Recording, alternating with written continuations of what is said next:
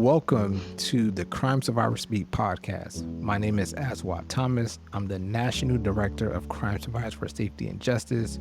We are a national network of over 200,000 victims of crime from across the country. If you haven't subscribed, you can do that on YouTube, Apple Podcasts, Spotify, and other services by clicking the link or going to www.csj.org/podcast. I'm excited to talk to another amazing survivor leader. Our guest today is Callie Greer, a longtime grassroots community organizer who currently serves as the community navigator for Alabama Appleseed, an organization that helps marginalized communities have a bigger voice in policy making. Callie has experienced deep personal loss as a result of gun violence, as well as medical neglect. She now passionately advocates for Medicaid expansion and reducing gun violence as a powerful legacy for her children. And she's also one of our newest members of the CSSJ family. Callie is committed to building a safer, healthier future in Alabama. Welcome to the podcast, Callie. Thank you, Oswald. I tell you, I'm honored. It's a pleasure. I'm excited. I've been looking forward to this. Awesome. So let's dive right into it. So to begin, we have to start with the Crime Survivor Speak March on Washington in September. What was it like for you to travel to DC with other survivors from Alabama, to be in community with survivors from across the country, advocating for a right to heal and a new approach to public safety? I'm going to give you as much of the emotions and feelings and experiences I can about that march on DC. Because of the way I look at life, it's what I term as a terribly beautiful thing. Thousands of us gathered together. There were men and there were women. There were young and older people, babies, famous people, musical artists, politicians, doctors, lawyers, a real representation of America. And that's a beautiful thing, right? And we would gather together because we are someone we love as survivors of a terrible violent crime that happened to us.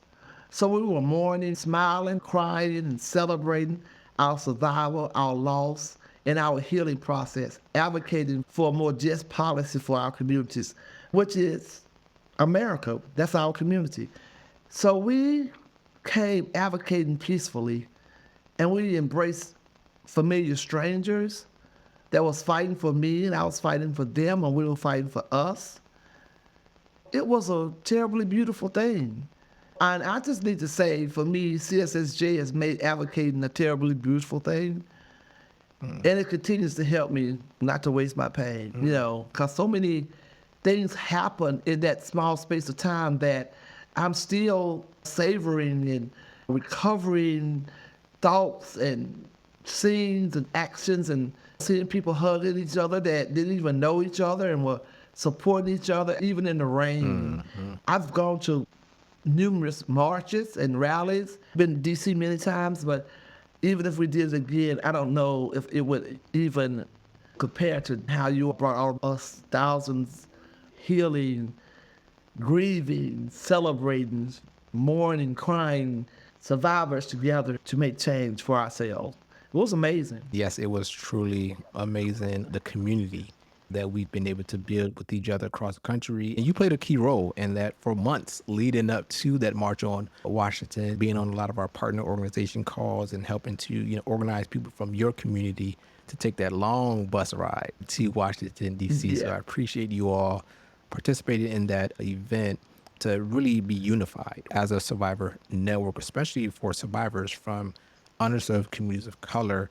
At times, we don't have a voice in public policy, especially at the local, state, and at the federal level. So we're excited about all of the federal advocacy we'll continue to do as it relates to the March on Washington. In our policy platform, the Right to Heal bill will potentially be released early in 2025.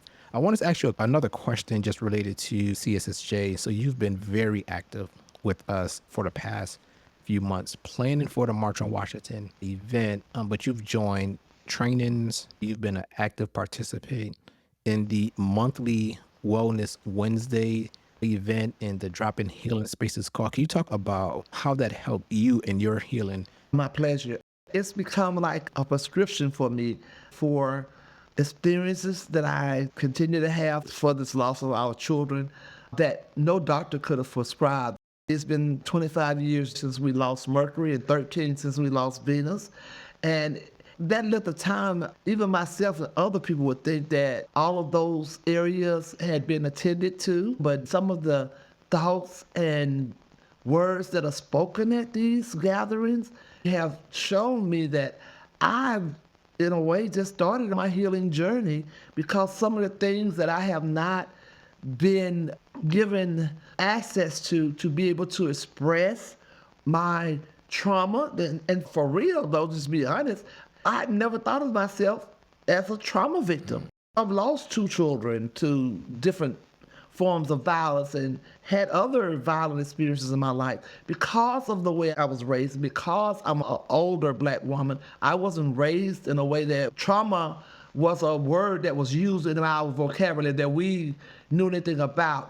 Survival was always been the code to live.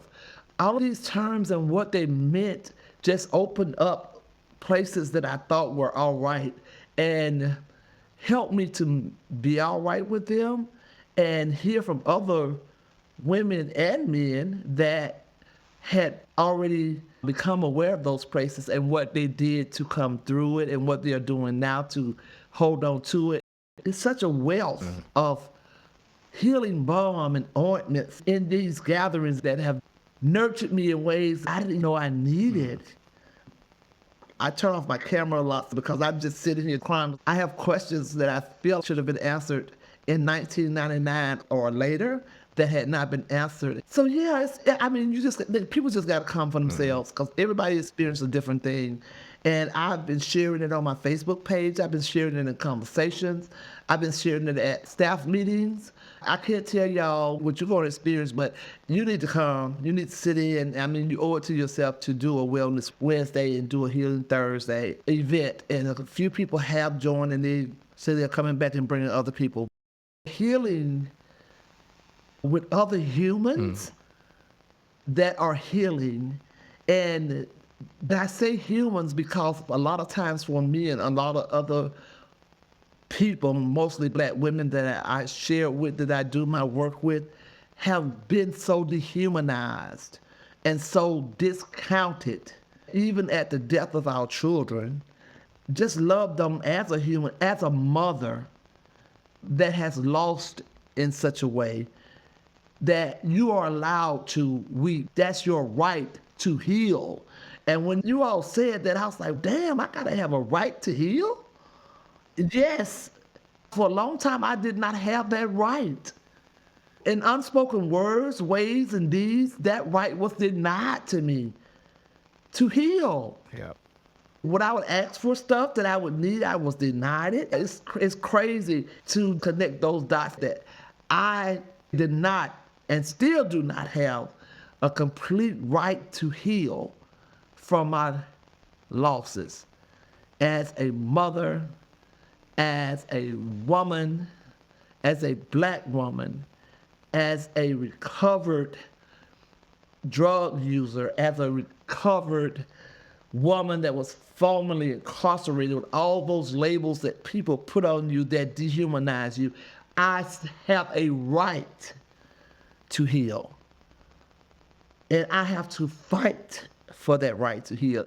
I'm still struggling with that. Let me just be honest. White women, when something happens, the world runs to their rescue. And I'm like, hey, did you not hear? This is a everyday thing in my community. Have you just not heard? It's not valued. It's discounted. It's supposed to be the norm for us, and it's not. It's not humane, and I am human.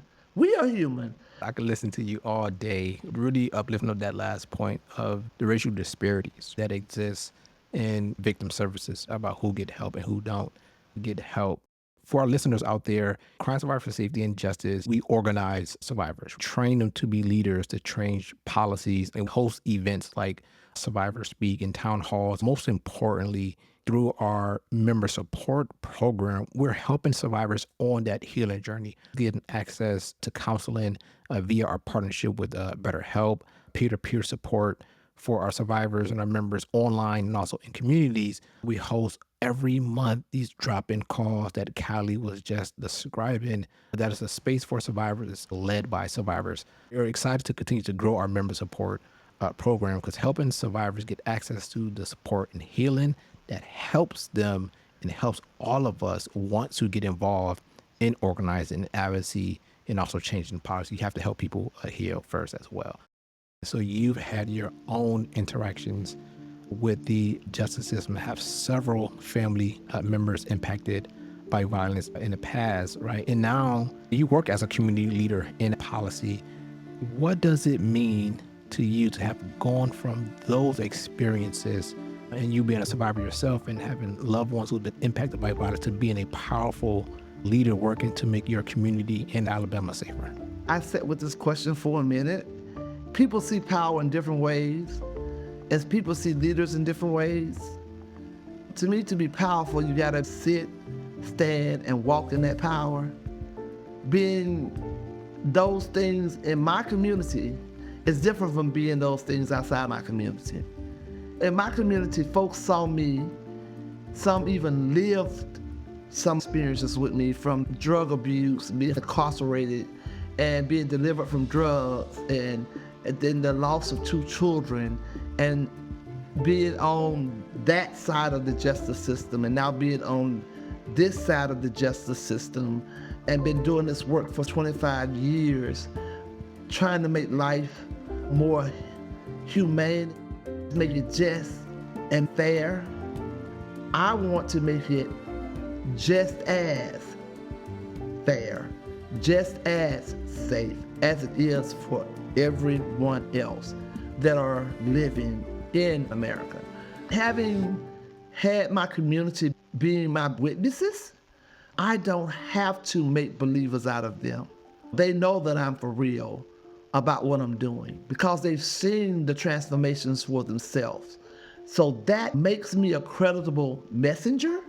I don't have to do a song and dance for my community. With any information that I'm bringing, they know every fight I am fighting, I literally have been directly affected by it. So if I'm coming to tell you something, it's true. If I say it's good, if I say it's bad, I don't have to go through all the other motions and all that other stuff because I come from there. I'm still here and I'm still doing the work 25 years later. That for me, just that's something that is earned, and it's not bought, it's earned. And that credibility in my community makes me powerful because I've lived the experiences, I'm still living them. To do community work, you've got to be a part of the community. You can't be working on a community that you have no connections with. You don't know folks in it. And now you want to tell folks what they need in their community. And you don't even know that my lights are off. You don't even know that my son was shot last week because I'm living right here in this community, doing this work for myself and the people in my community. Yeah. And to make it a safer community, you have people that want to come in your community and they'll call you and ask you to introduce them. No, I got to vet you first. I got to know who you are and who I'm introducing to my folks. Yeah, to me, that's power earned. This concept around safety, we all want to be safe, and safety to us is more jobs, better schools, more youth programs. It's investing in things like community violence intervention, victim services, and trauma recovery centers, and helping people heal. Those is what safety looks like to us. And this is why we are advocating across states, across the country for this new approach to public safety. And that's what we're excited to work with you all in Alabama to build a movement of survivors around a different vision of what safety looks like. In your journey, you faced some painful consequences of what you call policy violence. Can you explain this concept to people who may not understand it and share how this type of systemic neglect has shown up in your life and the lives of those around you? So for me, constitutional laws, human laws, civil rights, issues, policies, and laws, that was a white folk thing to me for a long time. Of course, I voted. I was somewhat engaged. I knew a little something. But until my journey was halted by the death of my son, and these things became priority to me, I had to personally experience the fact that I needed certain things that I saw other folks getting and that I couldn't get them. I never got everything I needed. Didn't know the importance of policies being in place until that happened to me with Mercury. He was shot. And there were limited resources for me. And if I may just share a little bit about that experience, going to court for his murder trial. We advocated for the young man that shot Mercury. His name is Malcolm. And we didn't want him to get a death sentence. We didn't want him to get a long sentence. We didn't want anything with life attached to it on a sentence to him. We knew he had to do some kind of time for the crime. So we advocated for Malcolm to have a lenient sentence. Unbeknownst to us, we were ministering to his mom in the corridor before it happened.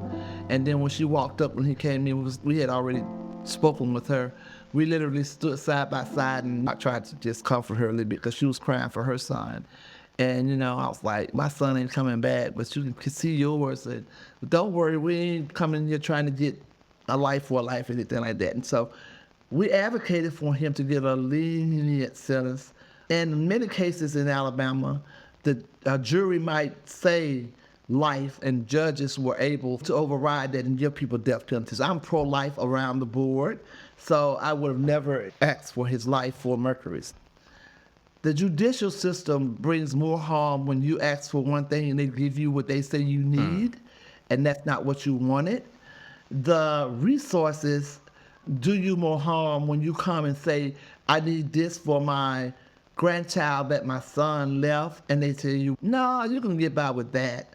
Or you're not eligible for, or the child is not eligible because they didn't work long enough. Hell, he was 19 when he was killed. How long was he supposed to work since birth?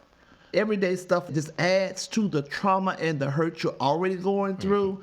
That should already be a right for you to have these things when you're going through something like that.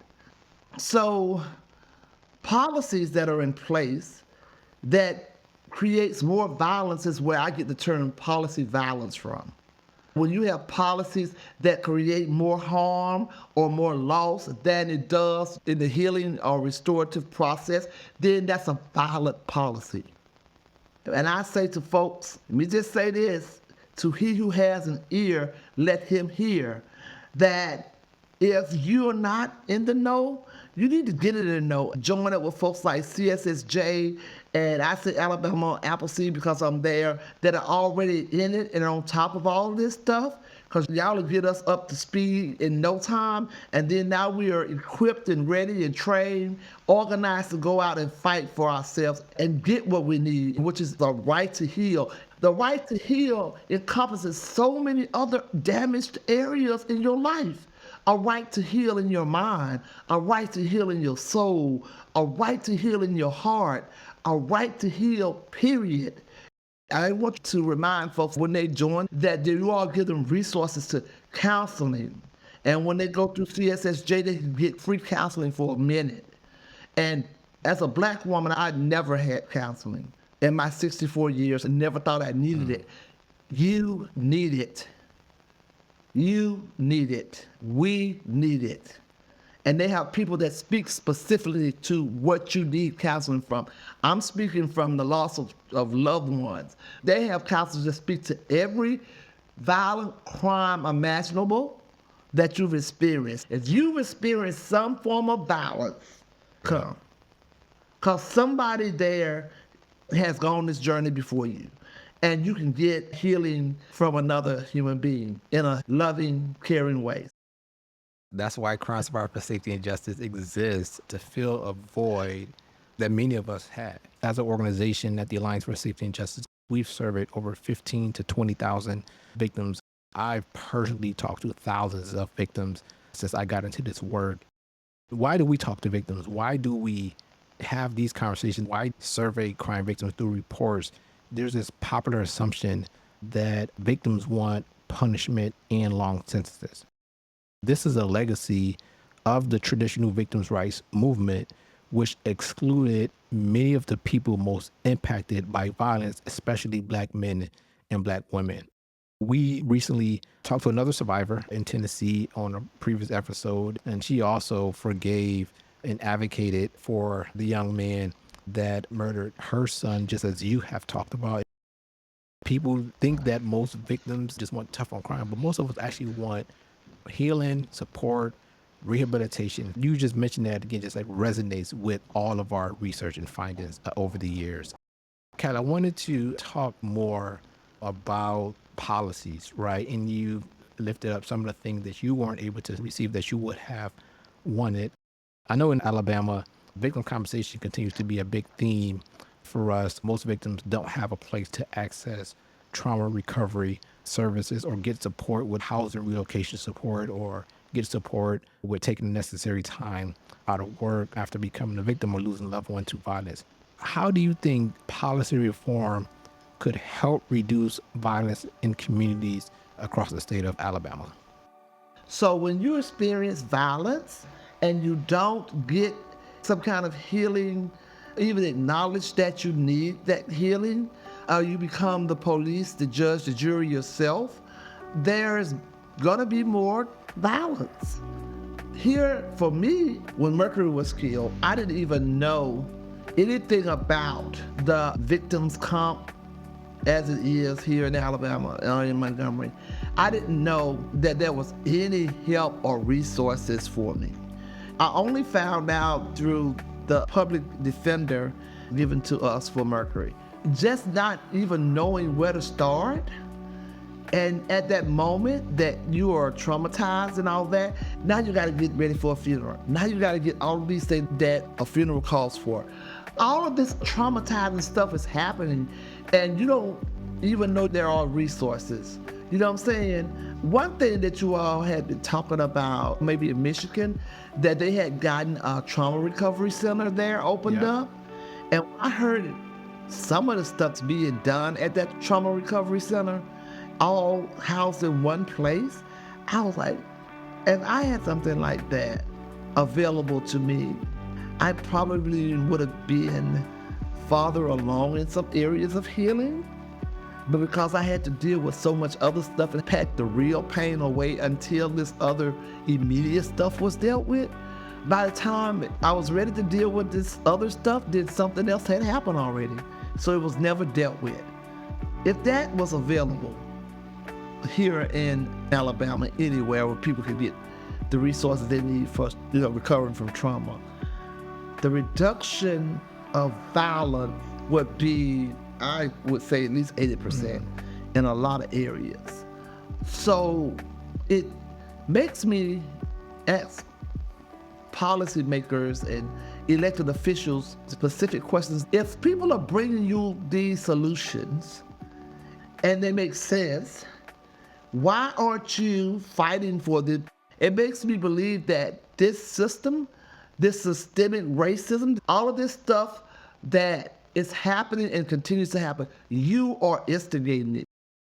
These are real solutions helping people traumatized every minute, and you will not use them. You always got a reason why it doesn't work. It won't work. It ain't no good. But you'll take money from COVID recovery to build $1 billion prison.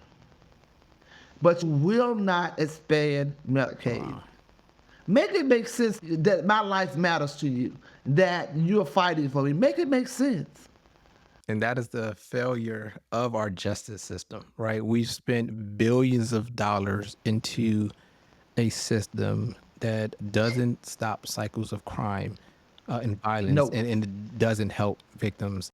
This is why we've been organizing survivors across the country to change this. And we've been able to pass over 100 reforms across the country, being able to move $3 billion out of the justice system into communities for victim services and rehabilitation, reentry, programs, being able to establish 54 trauma recovery centers across the country. That's the work that we actually want to bring to Alabama.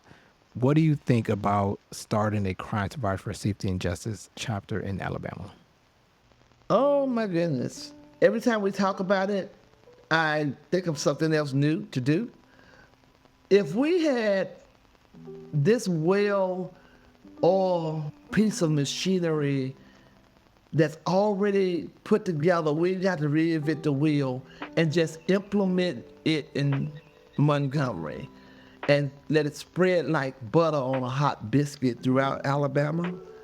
How many lives will be saved? How many wounds will start to heal? How many minds and hearts will be changed?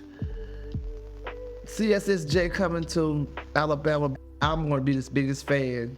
I'm going to be bringing people in for every kind of healing they need. That's what it's about. Because if you don't ever heal or start the process of healing or even know that you need it, then this cycle is going to continue to happen over and over again. We got to be the interrupters.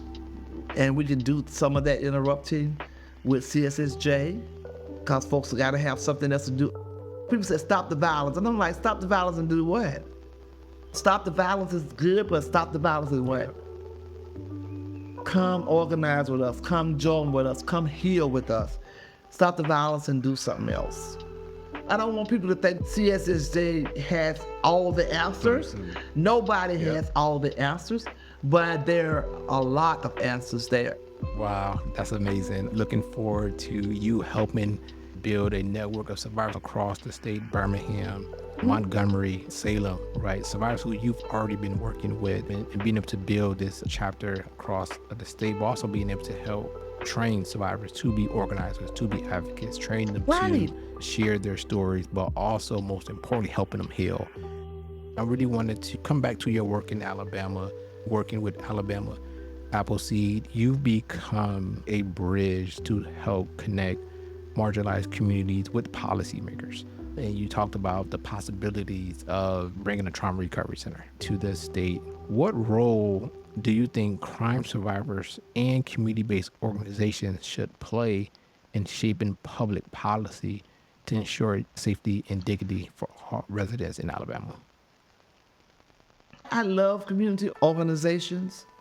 There are too many of those community organizations working in silos, individually doing stuff.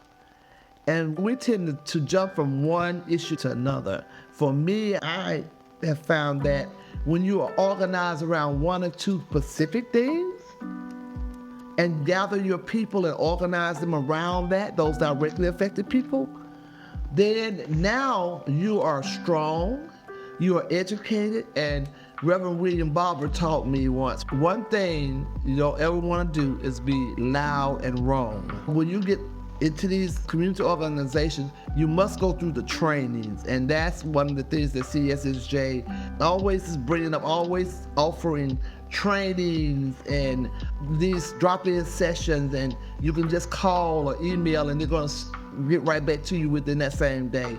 You know, when we went to DC, over 2,500 people, we didn't go with a whole litany of stuff. We had our specific thing was a right to heal. So we were focused on a right to heal, and nobody there was denied whatever right they felt like they needed and wasn't getting to heal. That one right to heal bill covered all of us from all the many different crimes and hurts and violence that we had experienced, and all of that's covered. So nobody felt like they wasn't being heard. Nobody felt like their hurt wasn't seen, that their need wasn't being thought of or cared for. So that's what organizing to me looks like. That's what power to me looks like. That march on Washington, D.C., all of these different people from every walk of life saying, we're here because we have a right to heal. And yeah, if community organizing was like that, man, stuff get moved.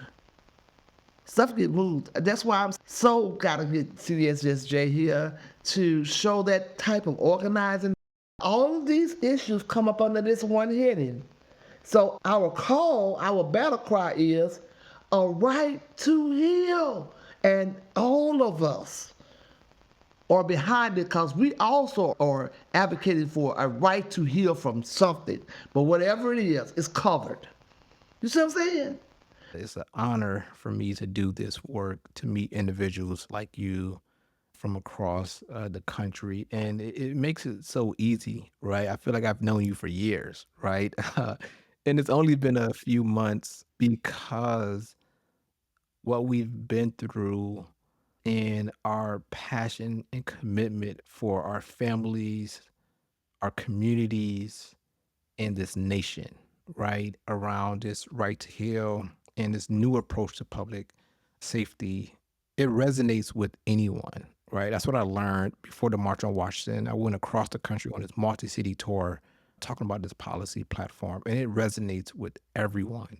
And I just received a call from a survivor here in Atlanta, Georgia, a mom that lost her son to gun violence a few years ago. And what she's facing right now is connected to our policy, right? It's the victimization debt that she's experienced after losing her son to gun violence. She's also facing not getting access to victim compensation, don't have a place to go to get any support to heal from that trauma.